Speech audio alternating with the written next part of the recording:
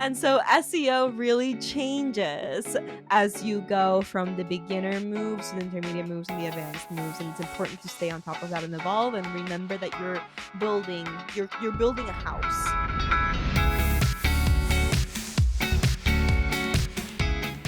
Hey, good WordPress people. Welcome back to the WPMRR WordPress podcast. I'm Joe.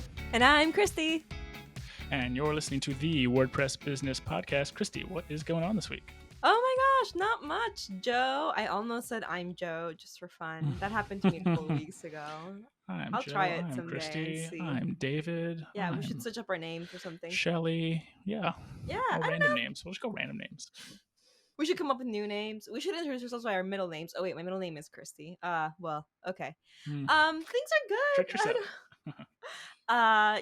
Things are good. I'm hanging out. It's very rainy in Austin, Texas this week. Rainy. We're recording on September 3rd and it's very rainy. And that's unusual. I think since I got here, I can count on my fingers the number of rainy days we've had. And I guess that's just the Texas sun and heat. So I'm experiencing more of the breath of Texas, I guess. But it's unusual for sure. I've very much gotten used to every single day is beaming sun. So that's yeah. Austin's kind of like known for that, right? It's like come down here like every day is nice, but I guess you have to endure a few rainy days. I guess so, or a rainy week. That's what's been weird. I've had little like flash rains and things like that, but then they go away and it's all back to sunny and beautiful. So I'm a little bit like, oh, this can persist here, but it'll go away and then the sun will be back again. And other than that, yeah, I'm just hanging out. Nexcess, we have a bunch of exciting stuff going on with the Managed WooCommerce product. I was just telling you before we started recording that we just got off of our all hands. It's kind of cool. The company does a little bit of insight into the world. The company does all staff meeting once a quarter.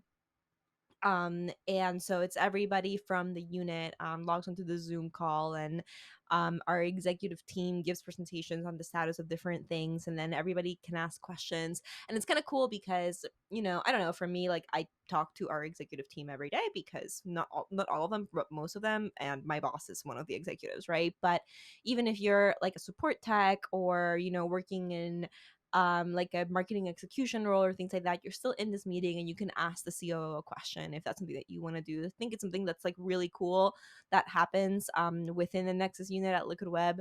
And I don't know, I like stuff like that. Some people are like very cynical about stuff like that, but I love it. I love big all hands meetings where everybody comes together and we're all like, we're here and we do small talk, right? It's the best. What like kind of things do people go over? Like are like the execs going over like the financials for the last quarter and stuff, or is it more like operations, like new features we're releasing and like what roadmaps look like?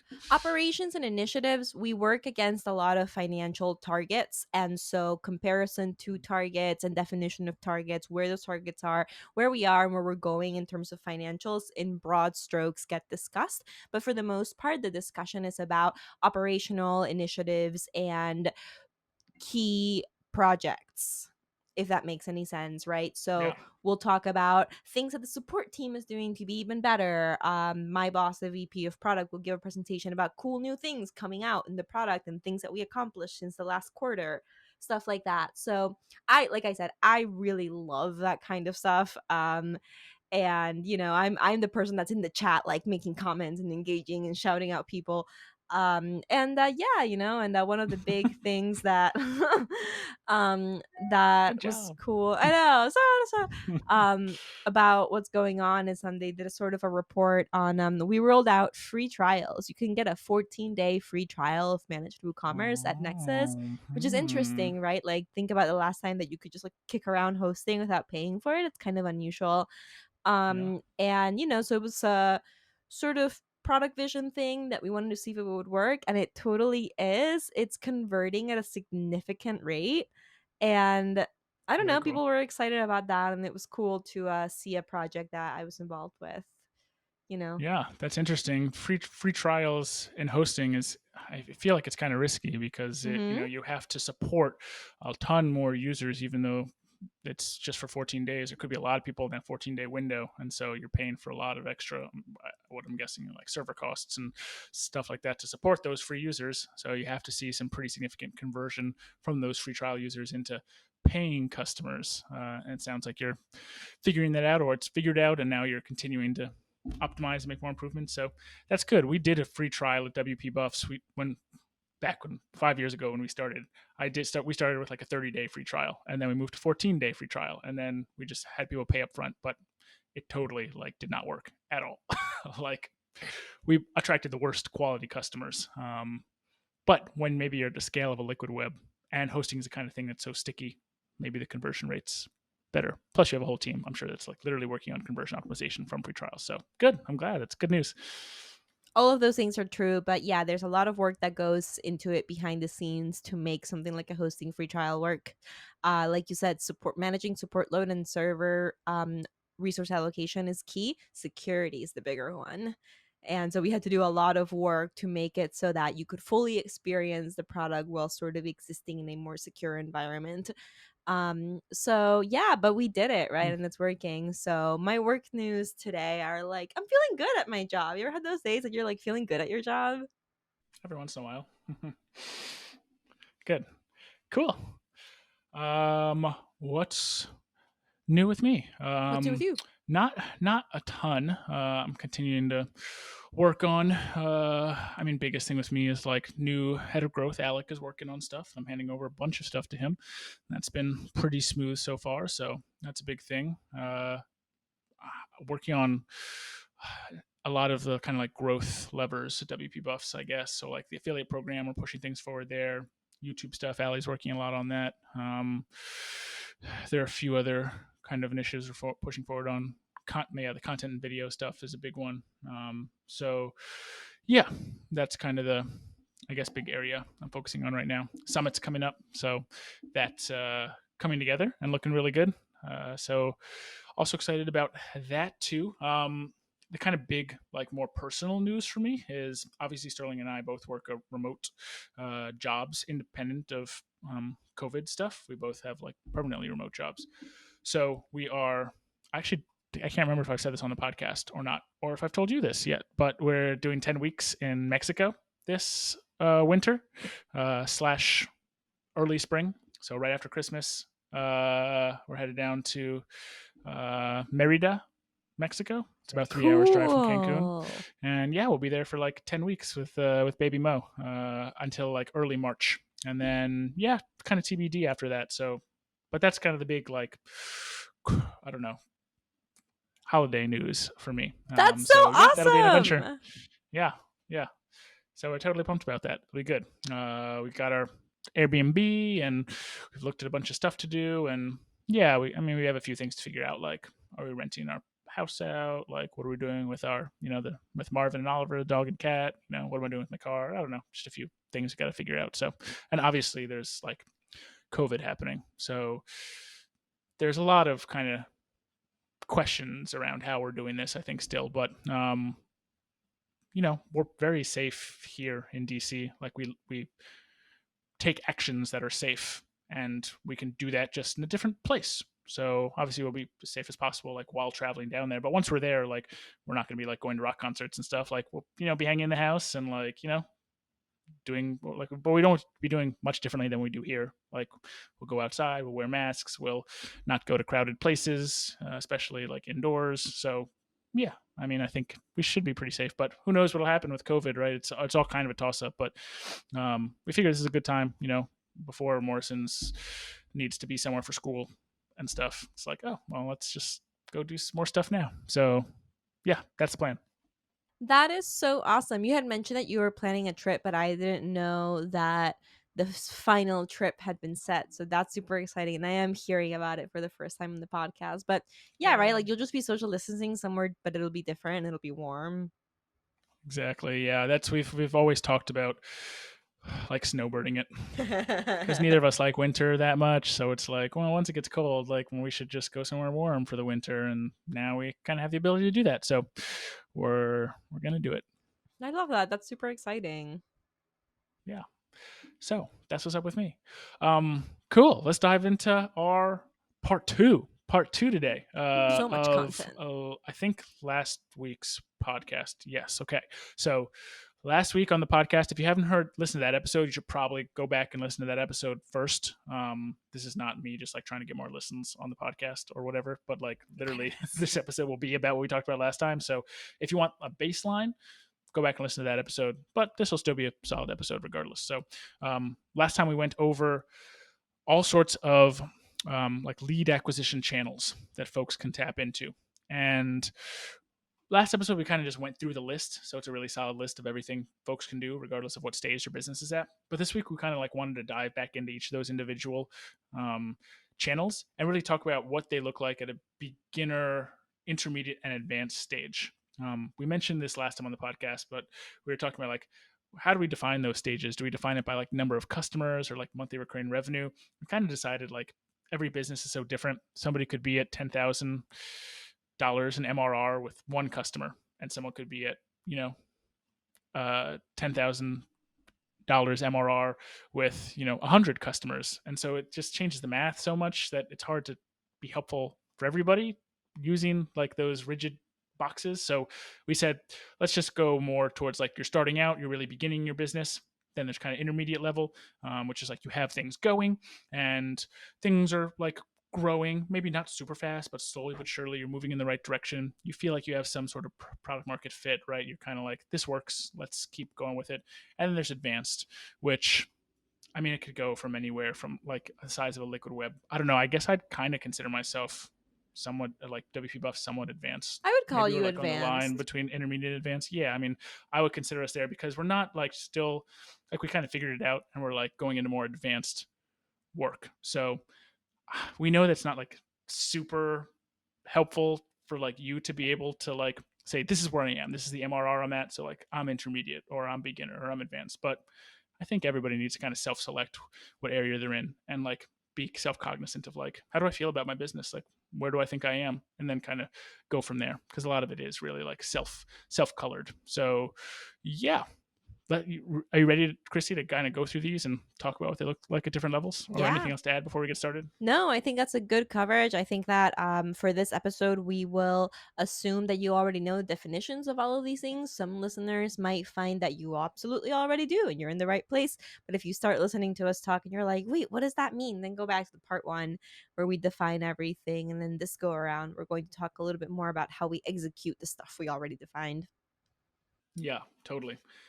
So I'll be talking from my perspective at WP Buffs. I don't really have any more experience than running this company, but Christy has kind of you have multiple areas that you can speak from, being a startup co-founder for Forms plugin to working at a much bigger company that does hosting.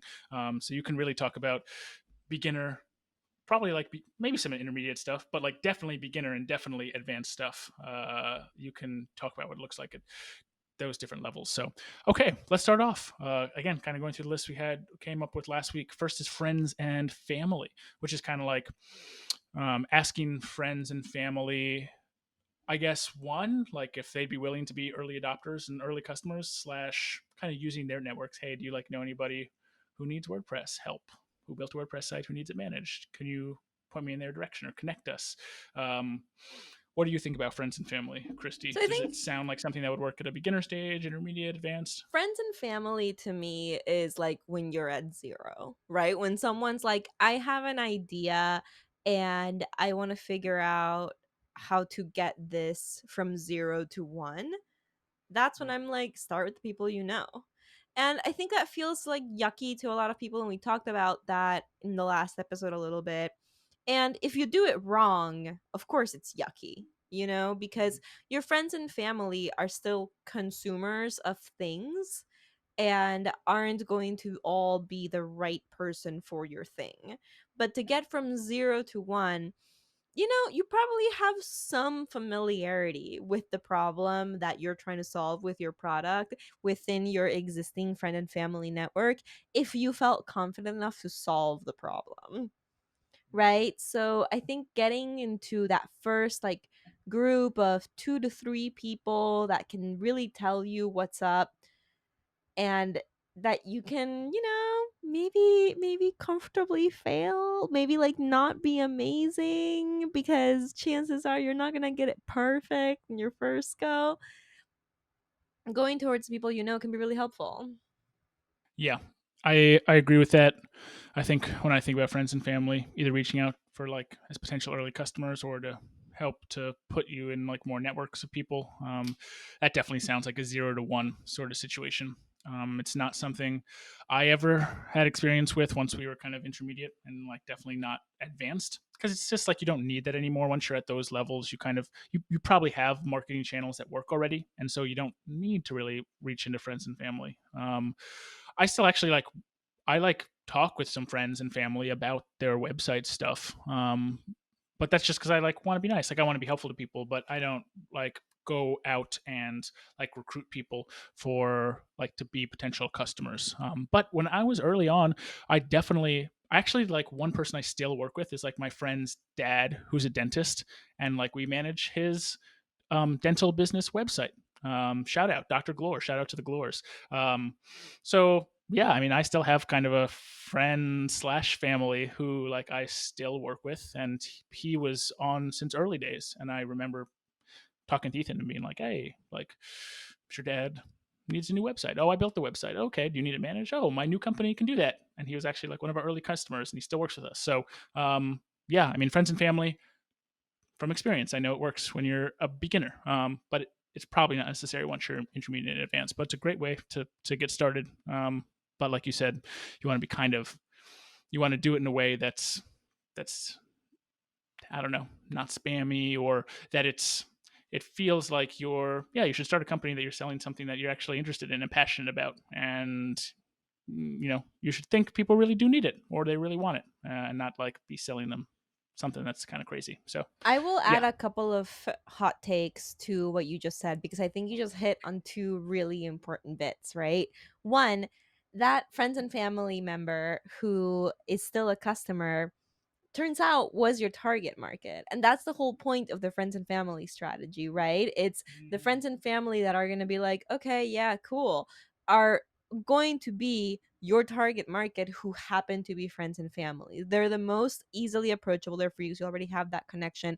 But at the end of the day, you're not asking all your friends to buy your thing, even if it's irrelevant. That's annoying. And then the other hot take I would put forth is friends and family has no place outside of the very beginning stage, 0 to 1. Because, and I see this sometimes, right? Like people who are more in the intermediate stage asking friends and family like, oh, follow my new thing on social media, follow my like please Yeah, retweet like my this Facebook thing, page. You like get my that from like random people we went to high school yeah, with. Is like yeah, my Facebook page, and I'm like, yes. don't know you anymore. I'm And not going to do that. it's like, first of all, right, like first of all, I don't know you anymore. Second of all, me, a product manager in Austin, Texas, liking your lawn business in South Florida is going to do absolutely nothing for your business. You just I got one more wasted, like. yeah, you Now I just have 67 people who like my page. It makes a difference. you Thank you. just wasted 5 minutes of your life because, like, I, even though we don't know each other anymore, I'm sure that I would still love you if we reconnected or whatever, but I don't know anyone who could be your customer, and I also could not be your customer. So what are you doing? Having 50 likes of people that could never be your customer and don't know anyone who could be your customer is a waste of your time. So Yep. outside of getting from like that 1 to 3 spot, that's where you tap friends and family. And then you're like, okay, here are my three starting using personas, and you move on. Yep. I couldn't agree with that hot take more. I think that's a mistake a lot of beginners make, is like they think social media is like they want to get their stats better in social media. Like a like on my Facebook page like is good versus not a like, and the real actual result is like it really doesn't make a difference unless you're like so focused on Facebook. Like maybe some companies are marketing that way, but 99 out of 100 times probably it's going to literally make zero difference. So yeah, I agree with all that. So cool, friends and family for beginners, not for anybody else. So cool. Let's move to number 2, referrals. What do you think about referrals, and like how does getting referrals and asking for referrals and like building a business that um, kind of some growth is based on one of your customers or one of your clients telling another one, like how does that change from, and if it does change from being a beginner slash maybe more intermediate advanced? So I think referrals is the thing that you zone into immediately after you've gotten off the ground, right? Because your first customer probably knows other people who could be your customers, because we're humans and we're social creatures and we seek out other people like us. And if you're selling to dentists that have websites, guess what? Dentists know a lot of other dentists. Yeah, They really there are all do. sorts of nerdy dental conferences they go Yeah. to, and it's easy for them to tell someone else about it, right? Mm-hmm. And so your question becomes, how do I take these three people that I met through my existing friends and family network and get them to tell the other people that are like them, that they interact with and lean on for whatever support they need, to also purchase this, right? Let's give you a direct to consumer example. I recently, and by the way, I'm way behind the ball on this, signed up for Ipsy. It's this like subscription makeup Don't know. direct to consumer thing. You pay them like $12 a month and they send you this little Uh-huh. tiny pouch of cute little sample sizes of like little lip glosses or whatever. And for $12 a month, it's a steal. And the entire business model clearly is to upsell, right? It's you put this little app on your phone and you get to do your little pics and everything, and the app has all kinds of like, did you Little like add-on. this? Yeah, you could add this on.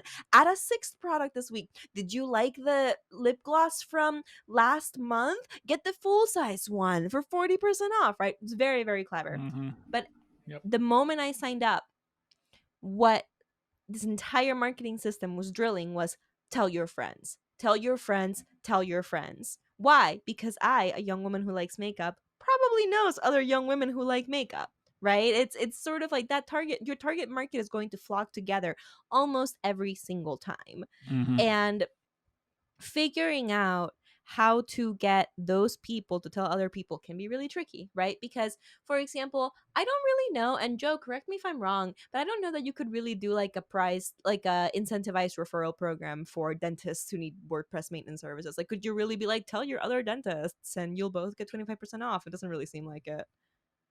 I don't think so would be my assumption, but that is an interesting experiment. I was actually just on a call with our team today, like it's our monthly affiliate call, like talking about how we run our affiliate program, which we'll talk about here down in this list. But we were kind of toying around with the idea of like, what does that referral program look like, kind of aside from affiliate stuff? Like, can we do like a referral model where people like direct customers refer other direct customers and then get like discounts off their monthly plans? So we were kind of actually talking about like experimenting with that. So the answer is I don't know, but I think that sounds like an interesting experiment. My question for you would be, did it work? Like, did you shoot a referral link to a few friends or something? Oh no, I haven't yet, but I mean to. That's why it's top of mind. I just But I signed need up. to. So, Yeah, I mean to. Right? Because yeah, it's an incentivized one, right? Like this is very common with direct to consumer brands, so they'll do like tell your friend and you'll both get $5 off your next box or whatever, right? yeah.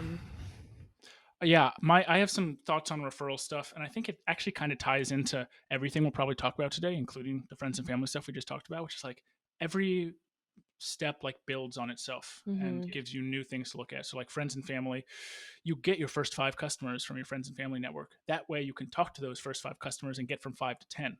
And you can't really get to 10 unless you get to 5 first, right? So you have to like have some sort of like learnings you have from those first customers, and that's how you get your first customers.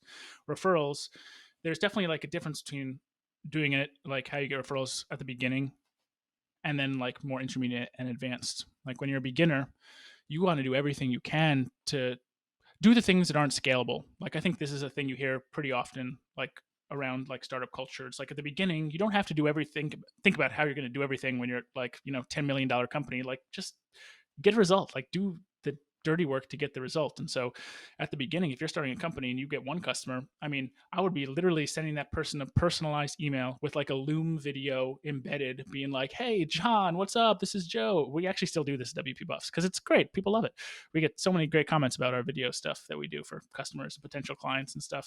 But it's just like, hey, what's up? Like, hey, I would love like a referral. Like it would like, do you know anybody else like who would be helpful to this? Like, if not, no pressure, but it'd be really helpful because we're just starting off. Like, being authentic in that is important. But like doing those kind of things, you send out 10 emails to 10 people, maybe only one gets you a referral, but like that's important, right? Now you have a 10% conversion rate, and then you could potentially like continue to work the model and do it better, and then figure out how it works at a different scale. So once you're intermediate and you kind of have things rolling, well, what does that look like then? Oh, well, then you probably have like a canned message, and you shoot a quick personalized Loom video, but most of the message is pretty canned and like systemized. Maybe you have a sequence you put someone in your email software that shoots them like 3 emails in a row if they didn't reply. You probably like are looking to get online reviews, which is kind of a way to, it's like a longer term referral. So it's like you want to like grab a link directly to your Facebook reviews or directly to your Google my business reviews, or like some of your live tweets that people have like been like, oh, this person's awesome. And so it like kind of grows into itself. So yeah, that's I guess what I have to say about referrals. I think it kind of works across your entire life cycle of your business. It'll just change kind of how you do it from the beginning to the like intermediate or advanced business. Does that make sense? I think that's a really good point, and I think that you just called out something really important with what I was saying, which is I was thinking 2 steps ahead on the referral game. I was thinking about the referral Hmm. program, but when you're going from 3 to 10, your referral program is your butt is Yeah. in your chair and you're sending emails to those Totally. 3 people being like, "Hey, it's me, Christy. How's it going? Are things bad? If things are good, how can I get you to tell somebody else that things are good?" It's a really good point. Yep, for sure. And kind of, I guess, a wrap up on referral stuff is you obviously like have to have like a pretty good service or product to get referrals. I mean, people will buy what you have if it's good, but they'll only really tell other people about it if it's great, if they're like an enthusiast. So I think about it like as like HubSpot say, like the way they do their marketing is like you want to turn people into evangelists of your business. And believe me, WP Buffs was not a fantastic company in early days. We were still figuring out a lot of stuff. So people who are starting off shouldn't feel pressure. Like if everything's not perfect, like that's probably good. You're probably pushing yourself outside your comfort zone and like moving fast enough. So, but you want to have a good product or service. But a lot of like getting referrals is just explicitly asking for it, I think, in like a respectful and nice and like non-intrusive way. But like you got to ask for it. Don't be afraid to ask someone for it. I think that's probably, I don't know if it's equally as important as having a good the quality of the service or product, but in the early days it probably is. Later down the line, to scale that model, you have to like have a good thing you're selling, so more the conversion rate will go up for people you ask will actually do it. But early days, be explicit about it. I think that's key to success, is not being scared to do it.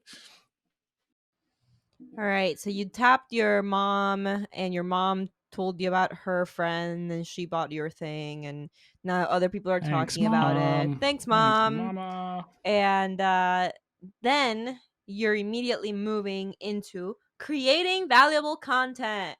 Woo! Woo. Organic efforts, SEO slash social. I don't really think about social as organic traffic, but it's, I kind of think of them separately, I guess, in That's my because we're mind. But I could see B2B. how someone could categorize them.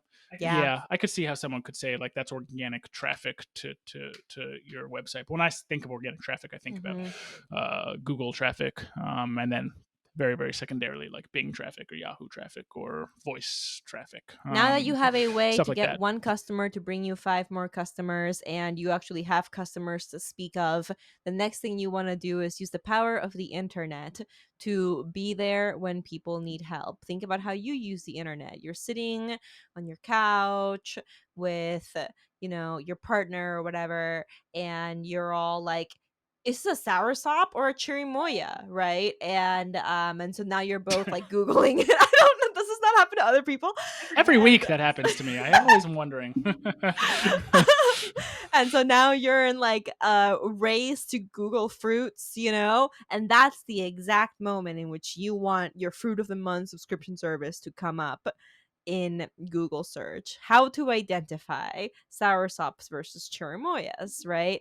Now we'll get into paid traffic next, but this is an example of what we mean when we say organic traffic. Is we want to use the fact that the internet is a tool for seeking and finding information to present our products and services. Social is different Yeah. because I think social Yeah. has a component of entertainment. And I think that to really nail the organic traffic game, you have to think about what you do, right? How do you interact with search engines? How do you interact with social media? And think about putting content that you would want to see. It takes empathy, I think. Yeah. Agreed. 40,000 search queries on Google are processed every second. 3.5 billion searches every day. 1.2 trillion searches per year worldwide. So a few people are using this thing called Google as a search engine. And this is an interesting one to actually talk about from beginner versus intermediate versus advanced, because I think it has its place actually in all three. Um, I think when I'm thinking about like an advanced business, I think an advanced business should probably either currently be or have in the past experimented with most of these to see what really works for their business and what doesn't, because you don't really know until you've tried. And once you're like an advanced business, you probably have like a little bit of financial wiggle room to like invest in potential experiments. And so SEO is one of those things where you could start it when you're an advanced company. Maybe it wasn't one of your early levers. And then you're actually going to probably be able to do it faster because you're probably going to have a website that's a higher domain authority. You're probably going to have other areas of marketing that you're successful with where you can share audiences. Maybe you've already started a successful podcast. Maybe you've already have a good YouTube channel. You can kind of combine those things to like advance the SEO faster than you would if you were starting with a brand new domain. You know, it's domain authority one that's just starting off. But I talked about how many Google searches are, you know, every month or whatever, every year. And there's so many new searches done every day. You can get into SEO at any time and start to gain traffic on lower search volume terms that kind of maybe the big players aren't as focused on. Like WP Buff's pretty focused on SEO. Like we go after searches right like now that are like get 10,000 searches a month, 20,000 searches a month. Like we're not as worried about searches that get like 30 or 20. But if you're a new website, you could come in and like nail that one and we'd be like, fine, we'll give it to them because like we're too good for that small term. But it's not really how it works. Like you get 10 of those, you start to get traction and you start to be able to build on that. So um, we started like that was our big driver of new business when we started WP Buff. So within 2 or 3 months, we were generating enough traffic to get leads in every month and start generating business. And so I think SEO is something people should start as soon as possible, honestly, because I think it's a big lever to be able to push your entire business forward. So I'd say it started early, but don't expect results for probably like 3 months, 6 months to get any like probably meaningful results, and probably like a year for it to like become a real engine of change as long as you're really pushing forward on it. But you can't reach that year until you started. So I'd say it's good at any point, but it can definitely be a valuable resource. I think people are a little bit afraid to like jump in. They're like, oh, so many people doing SEO in the WordPress space. Believe me, I still think that. I look at a lot of other companies. I'm like, damn, like they're doing really well, you know. But you know, you keep pushing forward, and you know, after a few months, things move forward. So yeah, I guess that's my hot take on the SEO front from like beginner, intermediate, advanced. I think it can be useful at any level. I agree with that. I think it's something that you start at the beginning and you just keep doing. With the exceptions that you outlined, that can also work. I think that it's important to remember that as beginners, when you publish content, no one's going to care. That's okay. Because when you're at that beginning stage, you're targeting those long tails, like you said, and you're realizing that what you're doing is you're building a wealth of content. You're going to get little trickles from each article, but then when you have 20 articles purchased and each one gives you a little trickle, that really adds up to something. And you're going to focus on 20 articles that are super specific so you can rank, so you're not fighting against those huge sites. Then as you move into bigger and bigger spaces, you're going to be making bigger and bigger SEO plays. That's where the 4,000 word guide to blah blah blah comes into play, because you already have domain authority, you already have this ability to stand out in that space, right? I remember we did a lot of long tail SEO for Caldera Farms for a very long time. as we were growing, as we were hitting all those big milestones, getting all this attention. And then I remember I was at like One WordCamp US, and I talked to the woman Lindsay from Pathfinder SEO, who's super smart. I really like her, right? And I remember saying something along the lines of like, oh, blah blah blah, like SEO, and like we're always focusing on those long tail whatever, because there's no way we're gonna rank for contact forms or WordPress. And she was like, why not? Maybe when you were starting, you would never rank for contact forms for WordPress, but now you are, in fact, one of the top global contact forms for WordPress. It's time to change your SEO strategy. And I was like, oh, like, and so SEO really changes as you go from the beginner moves to the intermediate moves and the advanced moves. And it's important to stay on top of that and evolve and remember that you're building a house. Yes, I couldn't agree more.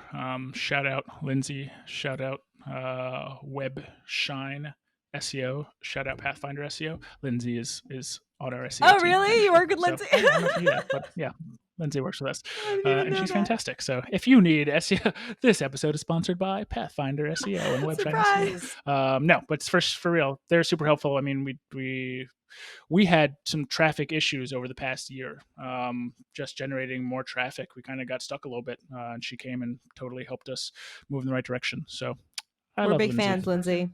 as a person, but as someone who actually really helped my Both. website move forward. I appreciate her very much. Cool. So that is SEO, good for any level, I think. But it does take time to get it rocking and rolling. And it is Google. Who really knows what Google's going to do, right? So it's. I think there's always some risk in it, but to me, it's probably one of the like biggest. I mean, if you can get it right, it's one of the biggest impacts you can have on generating traffic, potentially generating email addresses, and potentially generating new customers. And really lowering the cost of customer acquisition once you have a catalog of content. Because if you're getting 100 leads a month in just from traffic, you're not doing anything. It's great. Your customer acquisition costs are way low. You're not paying for, traffic to come in, which is what we'll talk about right now, which is paid ads.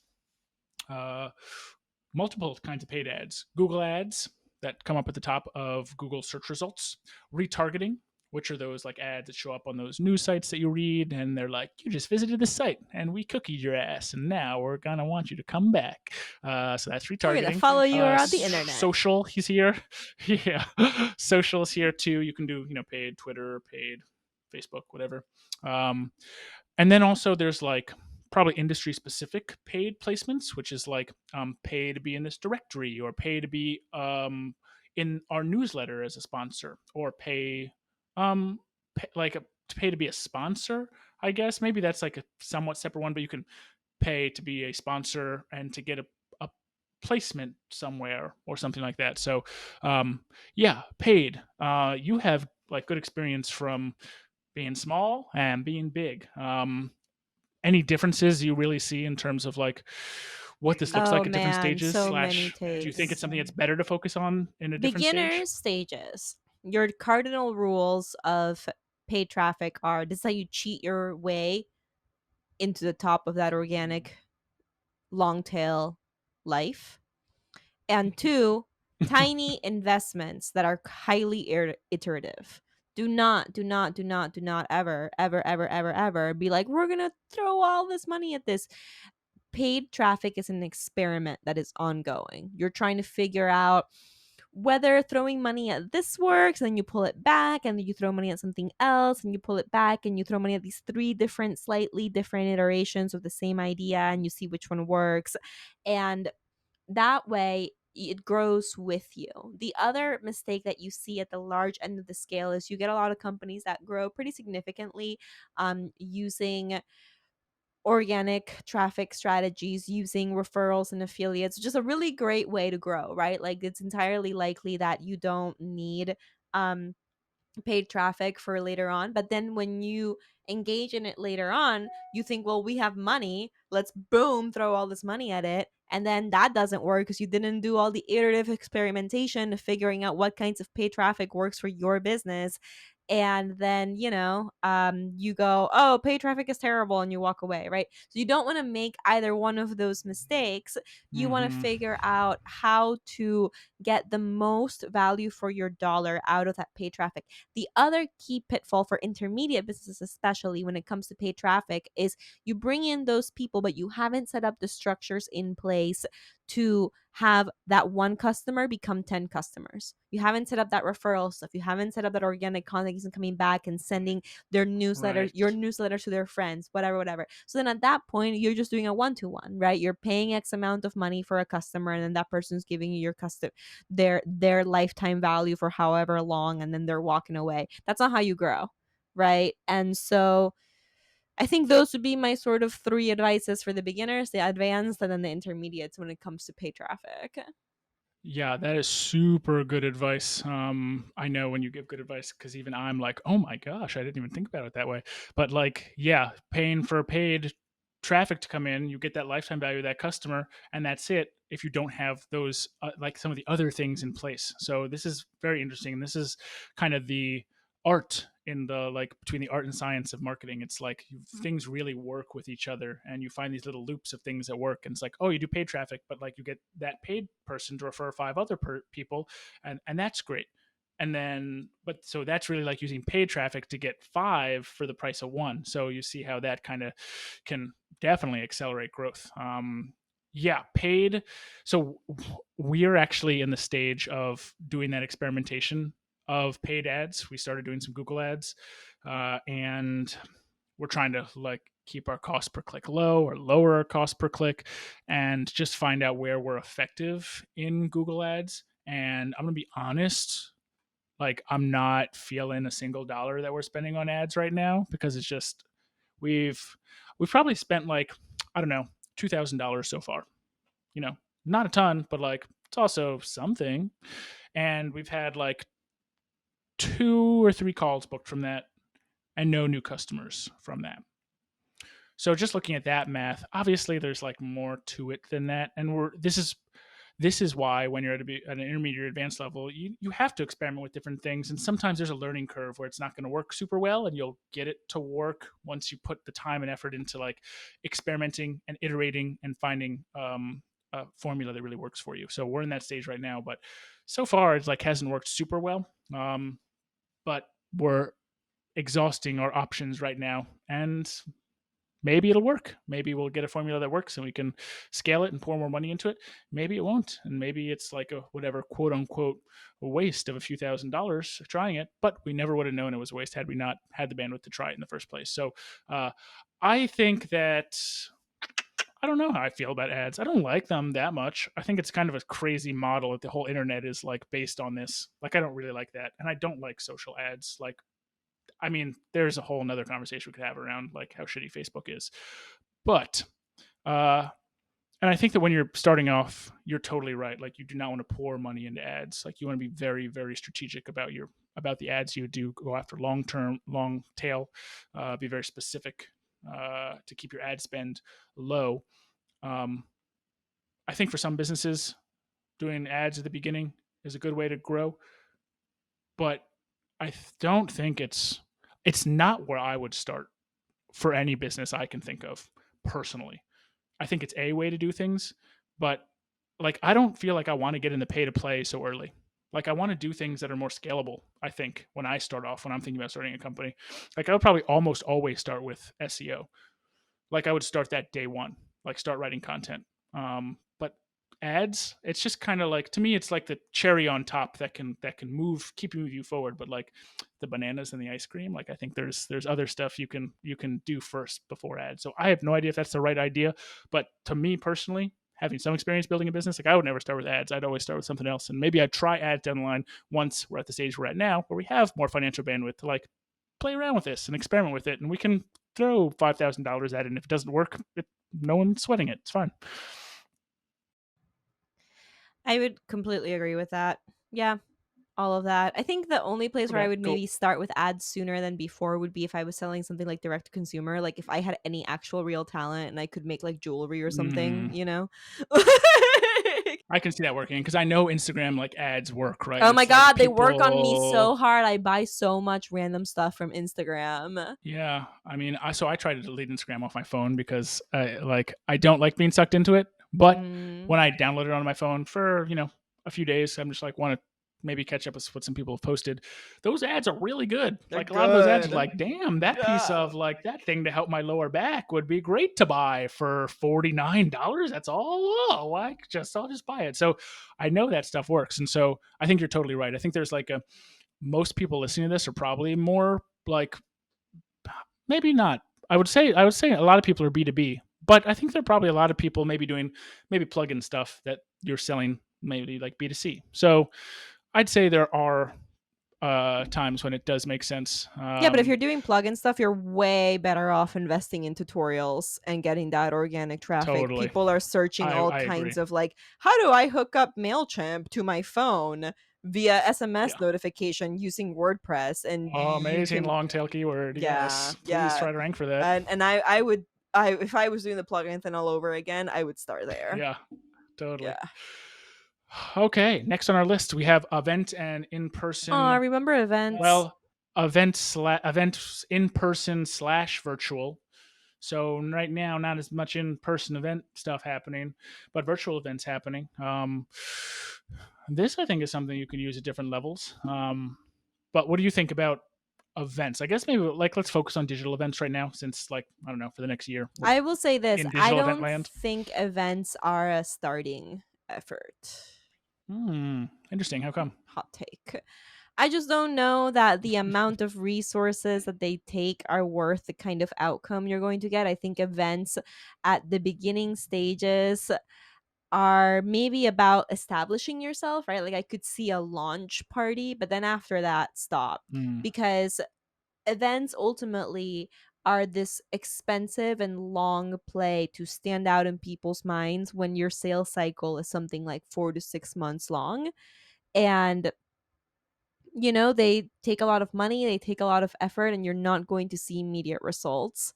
And putting on a good event is pretty difficult, right? I think an exception can be if you have a joint event with multiple small organizations. I've seen those work really, really well. But for the most part, I think that people like events because there's like such a visible thing, right? It's like, oh, we're having an event. But if your goal at the beginning is growth, it's that 0 to 10, 10 to 100, 100 to 500 stage, you need to get there before you'll even have an event that people will want to go to and stuff like that. So I think events start at intermediate. Yeah, I would. I'd mostly agree with that. I think you're totally right. They're expensive. It's not really scalable. It's like every event you have to like buy plane tickets and like pay to send someone and like pay for all your swag and like it's expensive. Um, Or you have to coordinate a Zoom room and then people like only 14 people show up if you're lucky, right? yeah, yeah. So yeah, I guess I was talking about in-person events, but yeah, I mean even for virtual events, I mean like we're paying Brian to consult on WPMRR Summit, and he's not cheap. So yeah, I mean there's expenses no matter what kind of event you're throwing, including for like big virtual events. The one the one piece I think I would say that in terms of attending events, I may put that in a separate category as opposed to like sponsoring or like throwing your own events. Like attending Oh. an event too, I think there's room for. I think you probably agree that like as a beginner, like yeah, you can go to your local WordPress meetup, Oh or you my could go to gosh. WordCamp Asheville in a month, and it's a virtual event, so you can attend. But and I think that making some networks there and doing things with folks there is really helpful when you're starting off just getting to like know an industry. I know especially with the WordPress community and space that like that's super important to understand like the intricacies of like how the WordPress community works. The one other quick thing I'd add is that this is kind of harder with a digital event, but I remember seeing Weglot, which is a multi-language plugin company. They were doing a small sponsorship of, I think it was WordCamp Europe, like last year, and or was it 2 years ago? Did it get canceled last year? I can't remember. One of the last couple of years. And Weglot was doing a sponsorship, and they had like the Weglot plugin and on computers there, and people were like playing around with it and giving it feedback. And I don't think that's an intermediate level thing. Or excuse me, I don't think that's a beginner level thing, but I think once you have some traction and you're intermediate, that's a great place to get like feedback and learn how to get to advanced, because you buy a $2,500 sponsorship, you're paying for 100 people to give you feedback and a little bit of visibility. I mean, that feedback though is super valuable, because then they can know like, oh, like 30 of those 100 people like asked why we don't do X, let's build X. And then, that can really scale into helping them get to advance. So I think you were talking about like sponsorships, and like as a company like investing in community from the top down, which I think is also good for advanced companies, but also attending kind of when you're starting off as a beginner is also good. I think you'd probably agree with that. I could not agree more. I was strictly thinking about the sort of like big event play, but yeah, you're totally right. Mm-hmm. As a beginner going to events, oh my gosh, go to everything. That is so important. That to me Yeah. sits among friends and family and referral, right? That's how you're going to develop that instinct for what people want to hear about, how you need to be talking about your product, things like that. Go to absolutely everything. Present at anything, even if it's like a free presentation, right? Like Yeah. be visible. That's so important.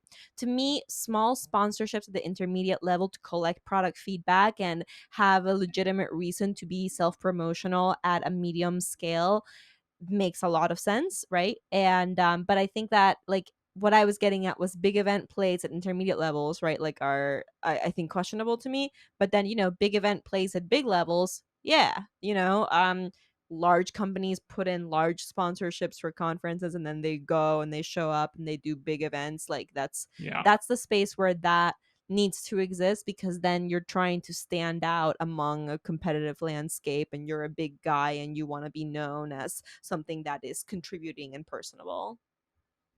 Yes, this is kind of exactly actually where WP Buffs is now leaning into, which Yeah. is more sponsorships. We're sponsoring WP Agency Summit. We actually did 2-year sponsorships. We're sponsoring this year and next year. And I would be lying if I said a little bit of it wasn't a little bit of flex of like, oh, like we are WP Buffs. Like you see us around. There's a reason you see us around. Um, I I actually like marketing a little more like in like the inbound section, or like the inbound arena, which is like answering people's questions and like really adding value to them. As a sponsor, there's kind of this like fake, like people know we're sponsoring so we can like generate some leads. Like there's this like implicit, like people understand why someone sponsors something. So I think it has its value to do like a sponsorship like that, but I think it's a little different than like genuinely like showing up in Google when someone has a question, like giving them a YouTube video that's like, here's how you do this, and they do it. And they're like, oh my god, I'm gonna comment. This was so amazing. Thank you so much. Like that's, I think, a different way to market, and I kind of like that a little better. But the one thing I wanted to talk about with events was I heard Nathan Barry, who is the founder of ConvertKit, was on a podcast one time. I don't even remember which one, but he was talking about they throw an event every year, and it's like a pretty wildly successful company. They do like $25 million a year, and they have like 60 employees or something. It's like kind of crazy, but they just spent like an absurd amount of money throwing a conference. They had all these great speakers, and they asked Nathan about it, and he was like, "Yeah, like we just have money to spend." So like I wanted to do this thing. Well, it's like pretty much the answer. I think it was more intricate than that, but like at the end of the day, it comes down to a simple decision of like, am I comfortable as the CEO of this company, like spending this money? Yep, I am. Okay, do it. And then like that's the end of the decision, right?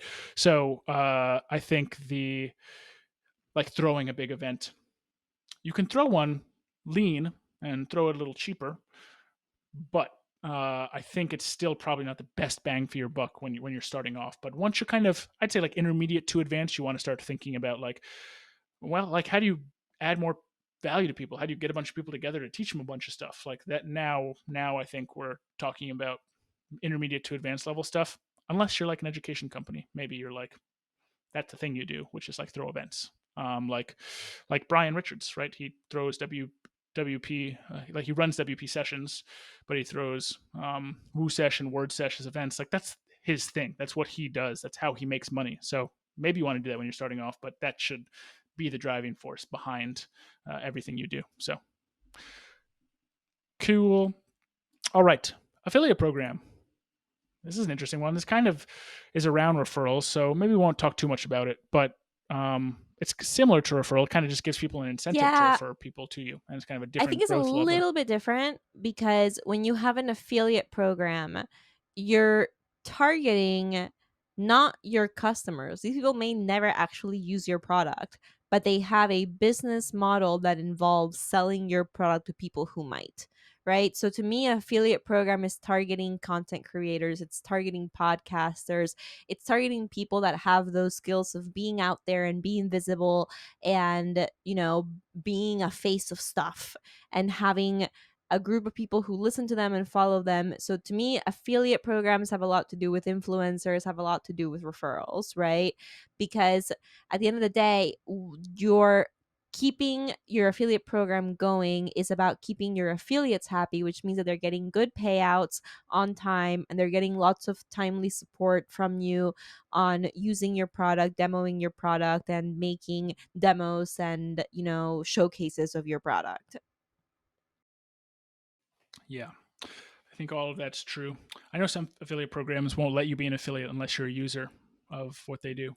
And that's a kind of way for them to like keep quality control, I guess, of their affiliates, or like only have people recommending their products that use their product, and like that keeps it high quality. Yeah, I guess I'd understand that. We don't do that. We have people apply to our affiliate program, and they submit their like website and email address, and they have to be approved before they come in, and that's our vetting process. But I think affiliate program is definitely I think affiliate is actually a very underutilized strategy that I think people can use early. Um, if I was running a WordPress blog, which there are thousands of like WordPress related blogs that run based on affiliate revenue. WP Buffs gains affiliate revenue. Like we make recommendations on our blog and have affiliate revenue come in. It's a very small slice of our total revenue, but it's something.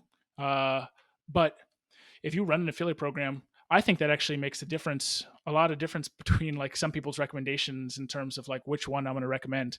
Like some people will recommend the plugin that has an affiliate program because they can get a little cut.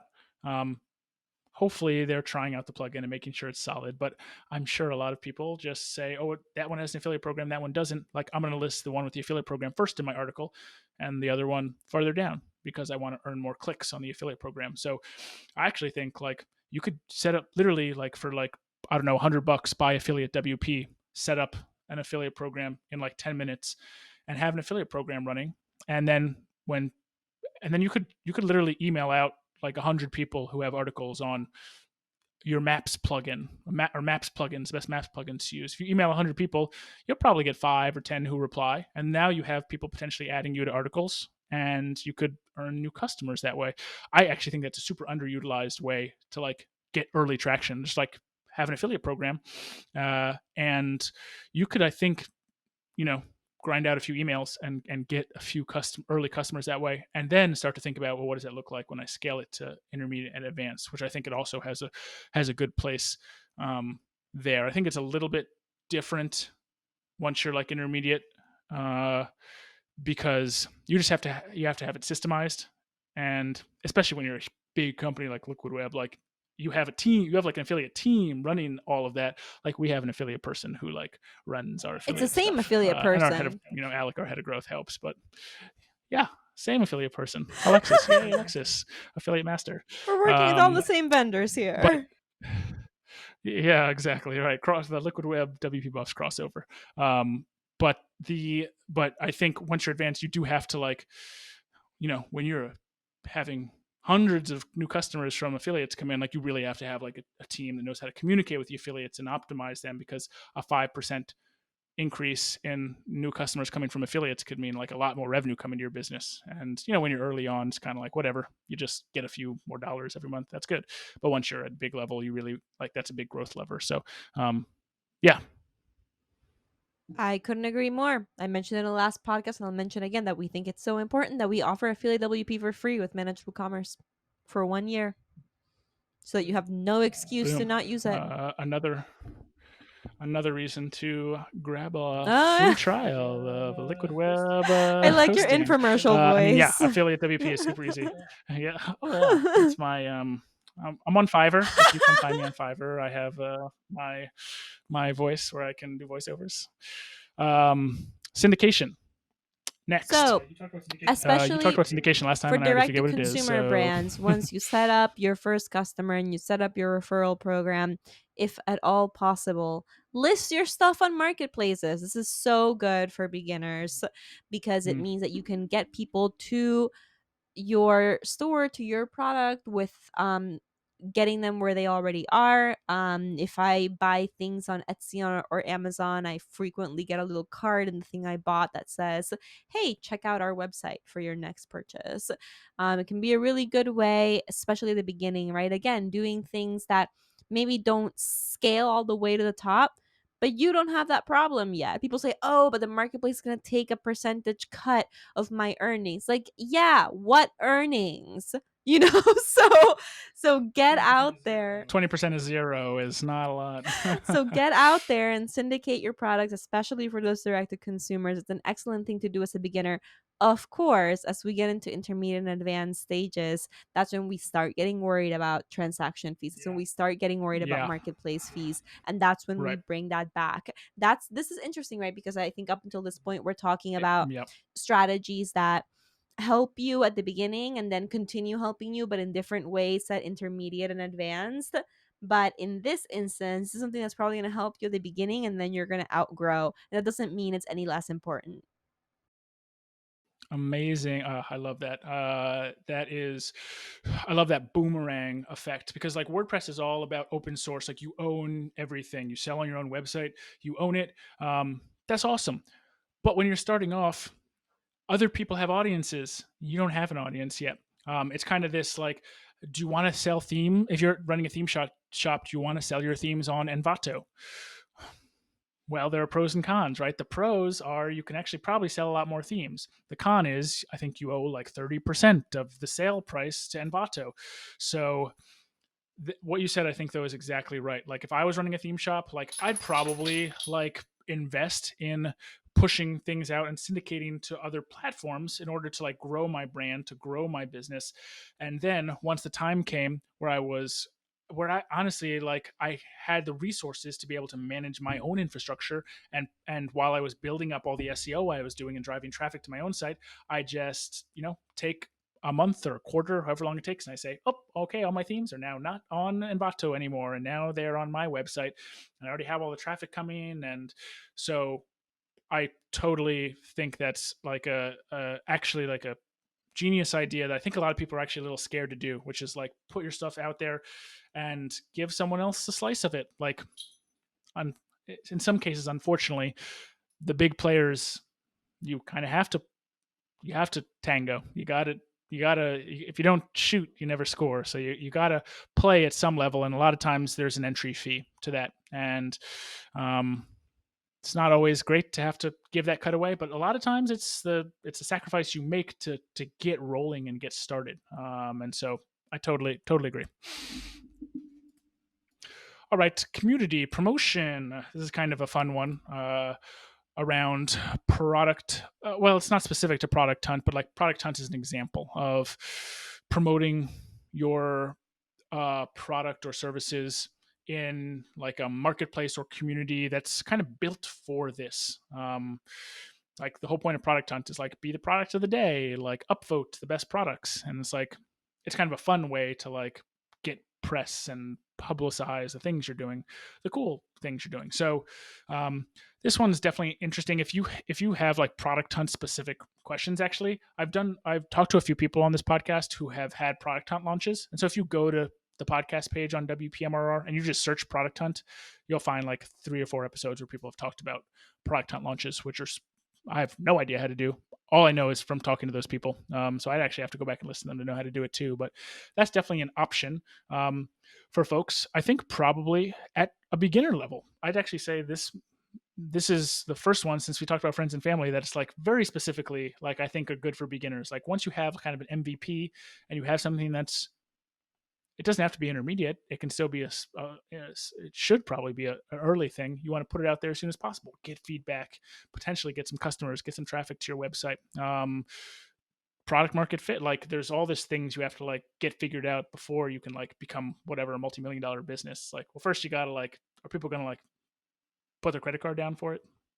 Well, you can product hunt it, and that's a good way. So I don't know if you have any product hunt experience or you know anything about it, but I, definitely it's like a beginner focused, or like start early stage Yeah, startup you sort of have feel. more experience by factor of having talked to 3 people on the podcast that have done it. Product hunt's not a space that I'm super familiar with. I definitely do look at the products of the day, to see if there's cool stuff I wanna check out, though. So, it works on me as a consumer, so try it out. Yeah, I would.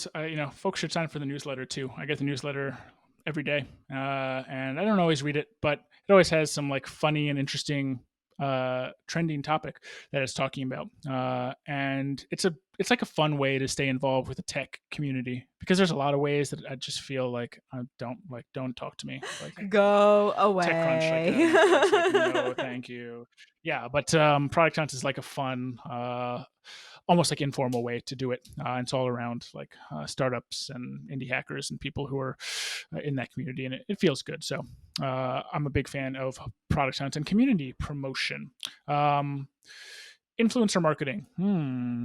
I've never done formal influencer marketing. We kind of talked about in the last podcast, like if you have testimonials on your website from like some WordPress known folks, like it's kind of influencer marketing. Like we have like Jan, who runs WP Mastery, and this WP Agency Summit. Like he's on our website, so like maybe that's a form of influencer marketing. But I don't know. Do you does Liquid Web do any of that, or slash have you done any of that with your other So, companies, Chrissy? influencer marketing is an interesting term, right? Because I think what you're talking about is influencer marketing. It's showing the fruits of influencer marketing through social proof on your website. But it really just has to do with talking to people who have audiences and building and maintaining relationships, right? So, a lot of what we do that maybe we tend to think as just, getting to know people, networking, whatever you want to call it, being friends with people, right? Like I show up to so many of my calls and I'm like, I'm just here for the friends, and people think I'm joking. They like the group always laughs, and it's like, you don't understand. I am actually just here for the friends. This is not a joke, because it's just sort of I think a thing that's pleasant for me, right? Like to get to know people and figure out what weird stuff they're doing. So certainly it takes a certain personality type, right? But influencer marketing is nothing more complicated than the process of getting to know what people are up to, what they're working on, and being helpful, right? It's marketing through influence. I think that many people tend to think of influencer marketing as as formal influencer marketing as being things like tapping influencers to promote your products. That's affiliate marketing. That's not influencer marketing, right? Influencer marketing has a lot more to do with actually building genuine relationships with other people who have audiences, so that you can continue to boost each other together. And it cannot be discounted, because at the beginning, that's why I was like, go to events. Go to events. That's how you engage in influencer marketing.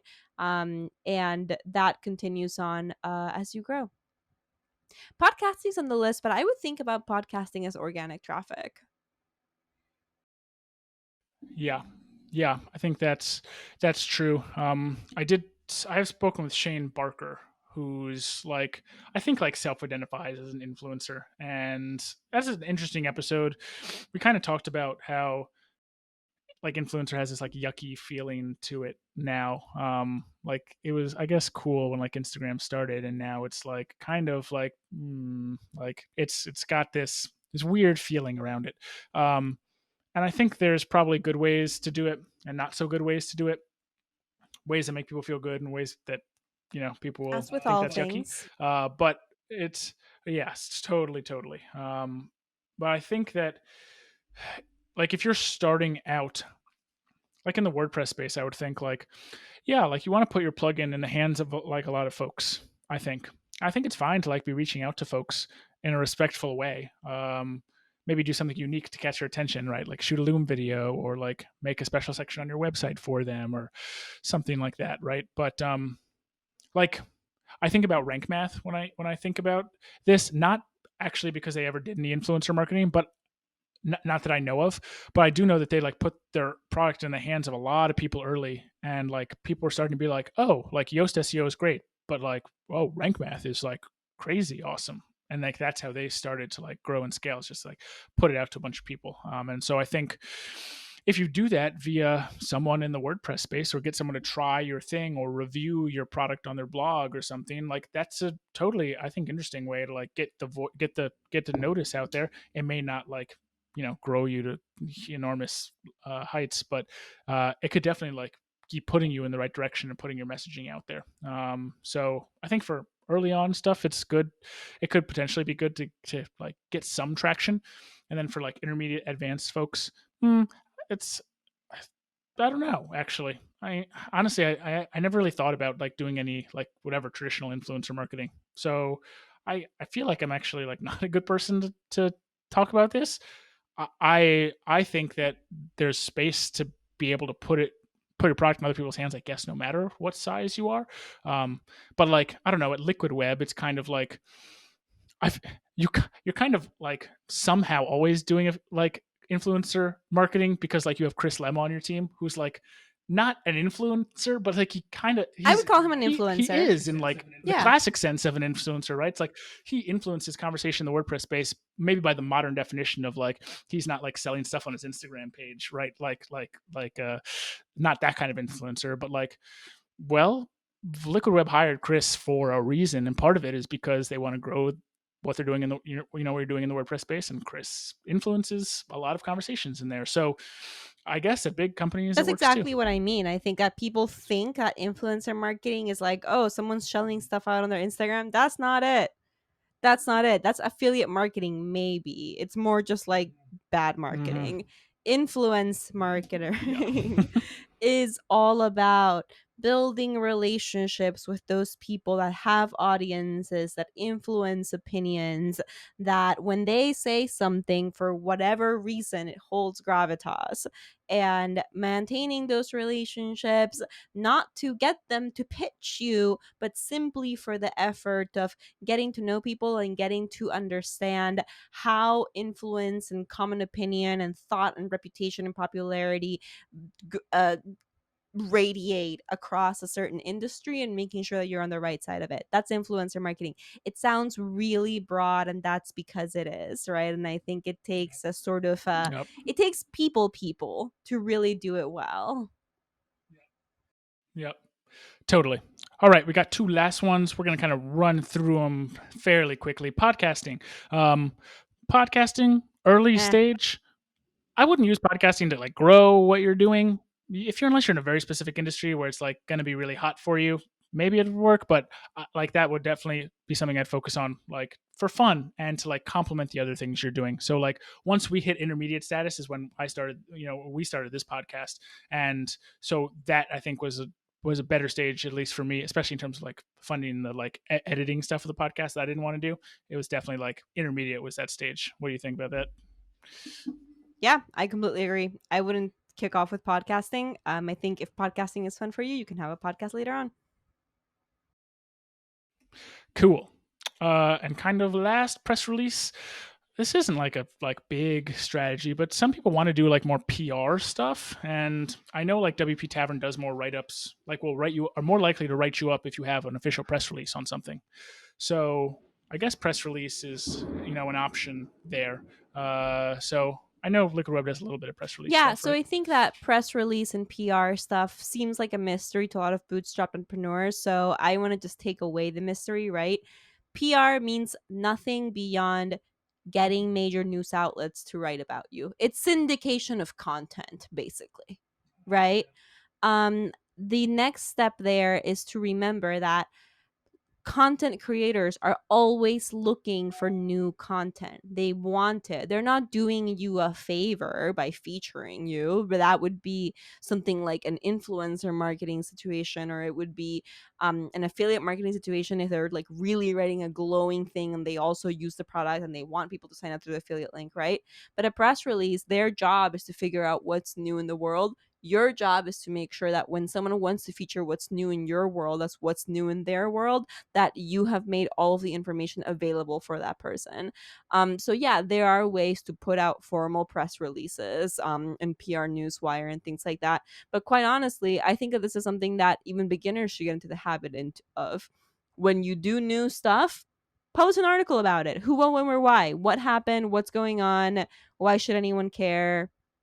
Whatever, right? Put it on your blog, tag it news, and over time, you'll have a record that can be used to feature your story for any type of content creator to have all of the information available at their fingertips without having to engage in interviews and further digging and piecing together and herding cats to tell your story. Yeah, agreed. I think the press release when you're starting off is you can post it on your own blog to start off if you want to. Eventually, when you're growing into like a medium or larger business, you may want to pay to have it on PR Newswire. That way, when you send it out to news outlets, they just immediately see, oh, PR Newswire, it's like official, and they have that. It's like paying $100 for a journalist to be like, okay, this is legit, and that the first thing they think. But I don't think it's always necessary. But as you get bigger, you probably want to have a little bit more control over like how you're portrayed everywhere. I mean, you see a lot of big companies doing this, right? It's like Exxon like spills millions of tons of oil into the Gulf of Mexico, and now they're the human energy company. It's like they're controlling PR. I think like that's shitty. I think all these things have a limit of like you want to like. I guess when I talk about controlling PR, I just mean like I want to make sure people are able to get their message out to folks when they want to in a way that makes sense and make it easy for people to write about them. I mean, that's a good strategy. All right, and that's what we have for today. That's it. We are done.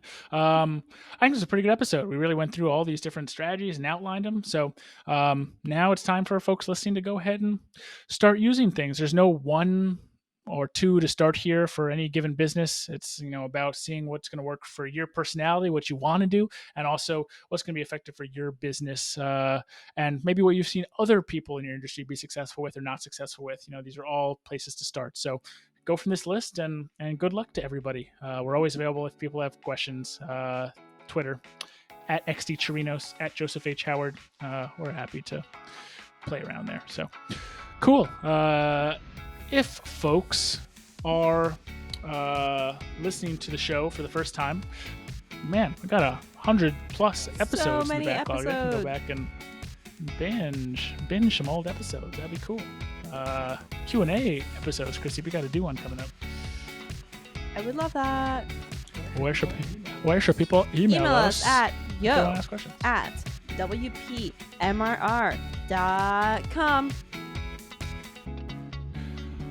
And iTunes reviews. If you want to leave us a nice little review. One, it helps us to continue to know what new content to put out there. If we get a few testimonials after one episode, we know that one was super dope. We should do more like that.